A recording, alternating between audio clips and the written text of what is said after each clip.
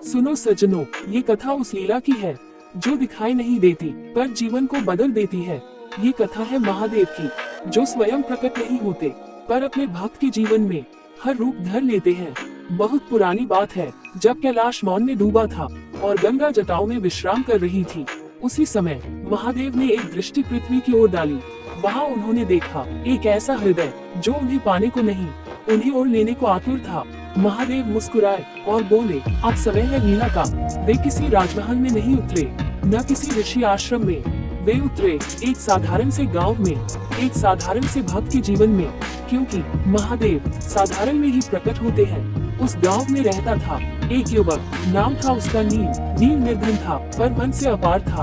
उसके पास न धन था न प्रतिष्ठा, उसके पास था सिर्फ एक शिव नाम जो वह हर श्वास में जपता था।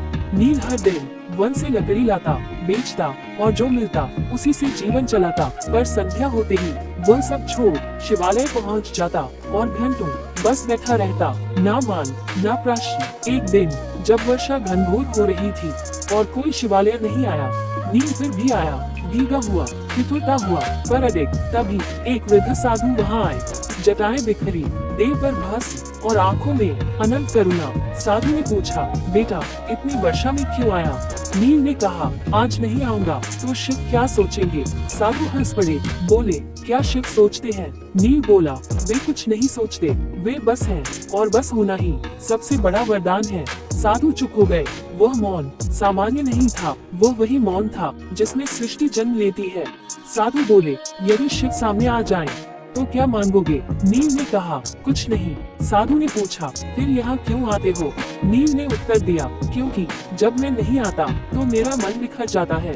तभी साधु ने नील के सिर पर हाथ रखा और कहा, तुमने मुझे पहचान लिया है। क्षण भर में वह साधु महादेव बन गए। जटाओं में गंगा, कंठ में नील और चेहरे पर करुणा का महासागर। नील कांप गया, आंखों से अश्रु बहने लगे। वह कुछ कह न सका। महादेव बोले, मत रो, मैं तो सदा तुम्हारे साथ था, लकड़ी में, वर्षा में, भूख में और इस मौन में भी। नील गिर पड़ा। महादेव ने उसे उठाया और कहा, मेरी लीला यही है, मैं आता नहीं, मैं प्रकट होता हूँ उसी के लिए जो मुझे ओढ़ ले। कहते हैं उस दिन के बाद नील बदला नहीं, पर जो उसे देखते वे बदल जाते। आज भी कहा जाता है, जहाँ कोई बिना मान सिर्फ बैठ जाता है, वहाँ महादेव अवश्य प्रकट होते हैं।